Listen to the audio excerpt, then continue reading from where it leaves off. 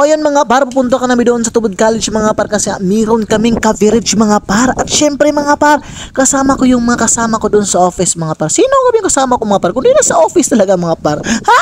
At ngayon mga par, andito na kami sa Tubod College mga par. Grabe mga par, sobrang dami ng mga chika mga par. Tingnan nyo mga par, ay nag-smile pa sa akin. Takot naman tayo dito mga par, pag makita ito ni Mrs. mga par. Ay nako mga par, ibali na lang mga par, kahit magalit si Mrs. mga par. At least mga par, nakakita tayo ng mga chika mga par. Oh hi. At ayun mga par, andito na kami sa Tubod College mga par. Pero teka lang mga par, hindi dito ang bus terminal mga par. Bakit may bus nakapasok dito mga par?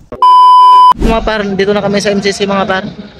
Grabe, sobrang dami ito mga par. Oh. Sobrang dami ng mga tao ito mga par. Dito kami cover mga par. Ito. Slope yan. So tara, let's go mga par, let's go! At dito mga par, andito na kami sa MCC mga par, kung saan yung venue na held yung opening sa Alco mga par. At tayo naman mga par, ay tayo yung cameraman mga par. Siyempre naman. Mga par, duty tayo. Okay mga par, 5 to 8 mga par, duty. 7 peso mag-isa sa kwarto mga par, iniwan natin. Let's go mga par. Alright, ladies and gentlemen, let us settle.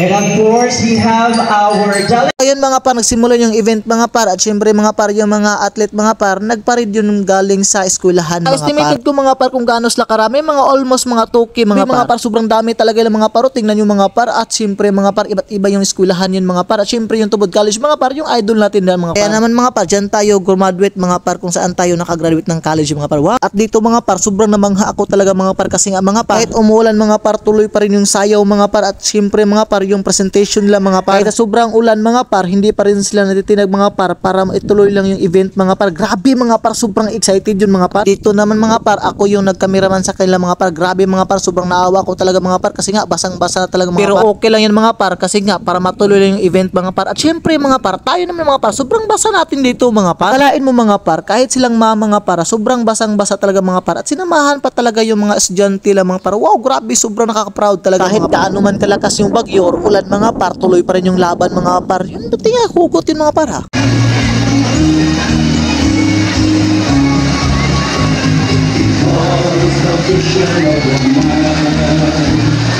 Mga par, nagsimula na sila mga par para ipakita yung galing nila at talino mga par. Grabe mga par, sobrang nakaka-proud talaga mga par. At dito mga par, sobrang namangha ako talaga mga par, kasi nga kahit sobrang lakas ng ulan, rin namin lahat yung lupang hinirang ng pambansang awit ng ating Pilipinas. At hindi lang yung mga par, sobrang lakas pa ng ulan mga par, at hindi mo akalain mga par yung ulan.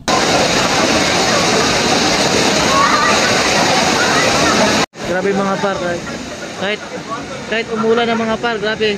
Tuloy pa rin yung kanta mga par. Yan yung mga par. Yun. Kahit sobrang lakas ng ulan mga par, tuloy pa rin yung kanta mga par ng national anthem mga par.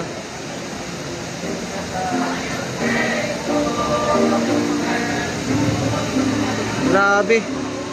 Grabe mga par, sobrang lakas ng ulan pero walang iwanan mga par. Good job. Work from home. Ha? Wow!